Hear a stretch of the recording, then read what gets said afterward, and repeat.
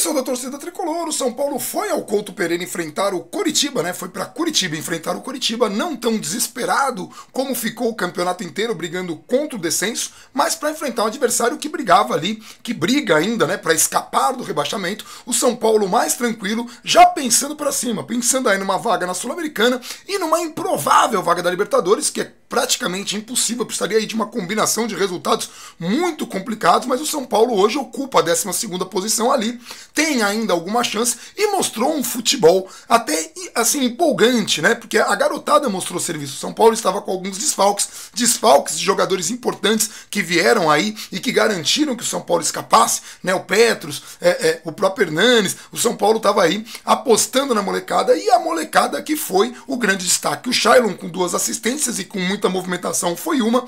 O Militão, cada vez mais à vontade, né, na lateral, foi outro destaque aí do São Paulo. E o garoto Brenner, que estreou, perdeu 2 gols, é verdade, um primeiro no qual ele recebeu a bola do Shailon, que roubou, inteligentemente tocou para ele podia ter devolvido pro Shailon, ele resolveu chutar, até entende, é um garoto, tentou fazer o gol, tentou decidir, tentou mostrar serviço, a bola passou rente à trave, e uma outra que ele saiu na cara do goleiro, e o Wilson, o goleiro que acabou fazendo um gol no São Paulo, um gol assim, muito injusto, mas o bom goleiro Wilson fez uma grande defesa. É verdade que o Sidão também fez um milagre, mas enfim, o São Paulo fez um bom jogo, ganhou do Coritiba e mostrou aí que tem alguma força e alguma esperança para o ano que vem. Eu gostei muito da movimentação do time e aí eu tenho até que elogiar o Dorival. Eu sei que o Dorival é muito questionado por alguns torcedores que acham que é um técnico fraco, que acham que é um técnico sem pulso, mas assim, independente da qualidade do Dorival ou dos trabalhos anteriores do Dorival, é muito difícil falar de técnico, né? Porque a gente coloca julgamentos de trabalhos e a gente sabe que são muitas variáveis, mas a verdade é que o trabalho do Dorival, considerando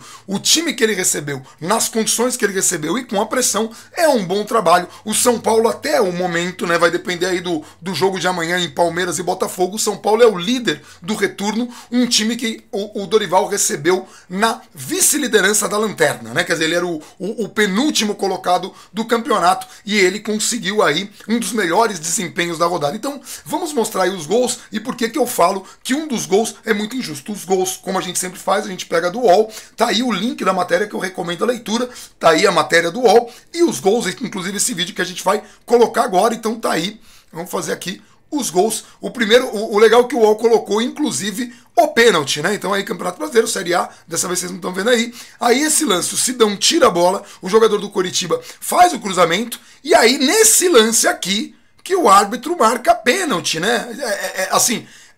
Veja que o árbitro, quando ele apita, ele não sabe bem o que ele apitou, ele fica muito confuso, tanto que assim, até o narrador não sabia o que ele estava apitando, e aí o árbitro de fundo aponta o braço. Ele viu o braço, mas o problema é que o braço que atingiu a bola foi do jogador do Coritiba. Daí o Wilson vem, bate muito bem, o Sidão acerta o canto, mas não tinha esperança. Nesse momento, o Coritiba estava dando um passo muito grande para escapar do rebaixamento, né? O Wilson, que não tem nada a ver com a lambança desse árbitro que dizem ser, né, o melhor árbitro do Brasil, mas que já tinha feito lambança no jogo anterior contra a Ponte, que praticamente garantiu, né, o rebaixamento da Ponte hoje. Aí o Shailon bate um escanteio e o Militão que tá assim, gente, numa fase muito boa, merecia esse gol, e o Shailon também pela assistência aí, um golaço, né? O São Paulo que não fazia tantos gols assim de escanteio, uma cobrança precisa do Shailon, e o próprio Shailon que cobra a falta do segundo gol do São Paulo. O São Paulo ali vai cobrar a falta com o Shailon, o Cueva ameaça, o Shailon bate, e aí o Rodrigo Caio disputa, mas o próprio jogador do Coritiba faz contra,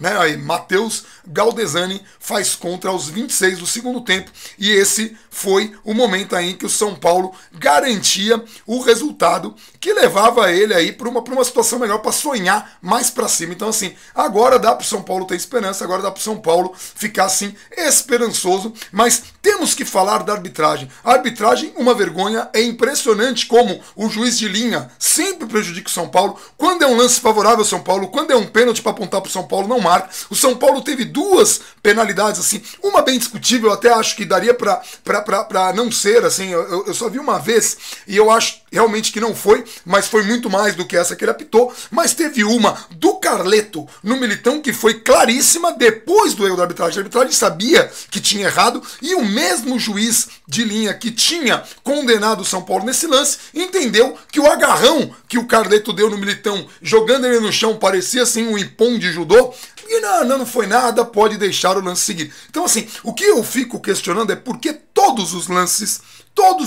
duvidosos são contra o São Paulo. É muito complicado, qualquer levantamento aí, por mais simples que seja, vai mostrar que o São Paulo foi bastante prejudicado. Não sei se é força em bastidor, não sei se é obra do acaso, pode ser obra do acaso, pode acontecer, mas assim, é muito curioso que o time que é reconhecido, eu sempre coloco isso, o único jogador que de fato cometeu assim um lance de fair play, cometeu é ótimo, né? O único jogador que agiu com fair play no campeonato todo foi o Rodrigo Caio naquele lance com o João no Campeonato Paulista. Ganhou repercussão nacional. Hoje, o jogador do Coritiba que estava envolvido no lance do pênalti, ele falou, não, o cara me empurrou. Gente, é claríssimo que o Edmar não empurra ele sobe normal com o braço aberto e o jogador do Coritiba vai com a mão na bola. Ele não tinha chance de chegar na bola, mesmo que ele tivesse sido empurrado. E aí ele fala de fair play. Assim, todo mundo quer falar de fair play. Eu até coloquei isso no Twitter. Quem faz fair play não fala. E quem fala não faz. É aquela coisa do cachorro que late, mas não morde. A gente viu o Jô aí falar várias vezes de fair play, mas na hora que teve que provar que ele teve a oportunidade de fazer, de fazer o ato que tanto ele fala, ele não fez. A mesma coisa esse jogador do Coritiba que quis falar que, não, foi pênalti porque ele me empurrou, eu tava limpo, eu ia chegar na bola e, nossa, vem do lance mais de uma vez, e ele fala que o árbitro apitou pelo empurrão, não foi, o árbitro apitou pela mão. Tem até um diálogo, Marcelo Razan no Twitter, até ele deixa claro, o Globo Esporte colocou uma matéria da conversa do árbitro, do juiz de linha com o árbitro, e os caras apontam a mão. É que na verdade o jogador do Coritiba põe a mão na bola, e aí teve uma inversão do árbitro que achou que a mão tinha sido do jogador de São Paulo. Então mais uma vez o São Paulo foi prejudicado, só que dessa vez conseguiu reverter o placar, conseguiu sair com a vitória, o que dá um certo alívio e o que faz com que seja imprescindível que a gente lote o Morumbi no último jogo, que a gente vá dar apoio para um time que saiu de uma situação muito difícil, e não só por isso, porque a torcida vencendo o show, a torcida vencendo o que torna esse time gigante e que tem aí a oportunidade até de se despedir, talvez se despedir. Eu estou torcendo para que a diretoria de São Paulo leve a cabo essa ideia de talvez colocar o Lugano aí na comissão técnica. Acho que o Lugano mostrou mais do que todo mundo que é um jogador de caráter, que é um jogador que ama o clube mais do que tudo. Ele aceitou renovar por menos, ele não quis aceitar uma proposta para sair com o São Paulo brigando pelo descenso. O cara foi um líder, o cara ficou quieto, mesmo tendo a oportunidade de jogar e mesmo estando em melhor fase do que os reservas que foram tentados para a posição dele, né? O Lugano aí amargou banco para Douglas, e a gente sabe que Douglas é muito pior que o Lugano, mostrou isso, e tem outros jogadores aí da zaga que falharam muito mais do que Lugano nas oportunidades que teve, e muito mais do que Lugano, que jogou no ano passado em alguns jogos primordiais e jogou em alto nível contra Palmeiras, que foi o campeão do ano passado, e contra Flamengo, que tinha um dos melhores elencos do ano passado e teve um desempenho muito bom contra essas duas equipes. Aliás, o Lugano fez 5 partidas muito boas na temporada passada, e as que fez nesse ano, ainda que tenha cometido alguns erros normais de um zagueiro, normais de qualquer zagueiro,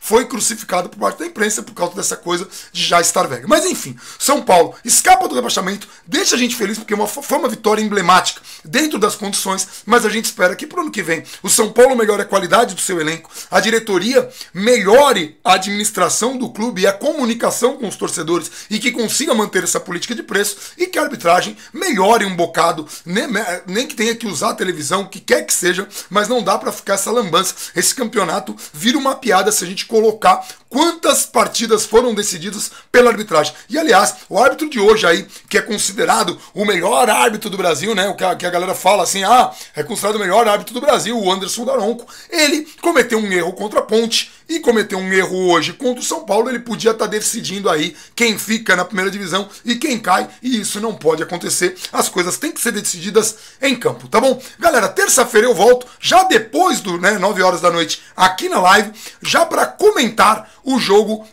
a rodada toda, porque vai ter o jogo de Palmeiras e Botafogo, e comentar aí o que o São Paulo tem para fazer pro fim de semana, que a gente vai lotar o Morumbi, tá bom? Um abração para todo mundo, vejo vocês na terça e assinem nossos canais, compartilhe o vídeo, que sem vocês também esse trabalho não tinha razão de existir, tá bom? Um abração para todo mundo, vamos dormir felizes hoje com mais uma vitória, e assim, é uma coisa que eu sempre falo, gente, independe. Assim, o São Paulo não brigou por campeonato, mas assim, eu sempre vou celebrar vitórias, sempre ficarei feliz com vitórias do São Paulo. Eu sempre estarei empolgado quando o São Paulo ganha. Foi o que deu pra fazer, foi um ano terrível, mas foi um ano que a gente superou e que a gente não caiu. Então, é amor por esse time, é muita força pra gente conseguir enfrentar as batalhas do ano que vem, tá bom? Vamos lotar o Morumbi no domingo e eu quero ver todo mundo lá, mas eu vejo vocês antes, na terça-feira, na live, aqui no YouTube, youtube.com/falabandana. Curtam nossos canais, um abração pra todo mundo e até terça.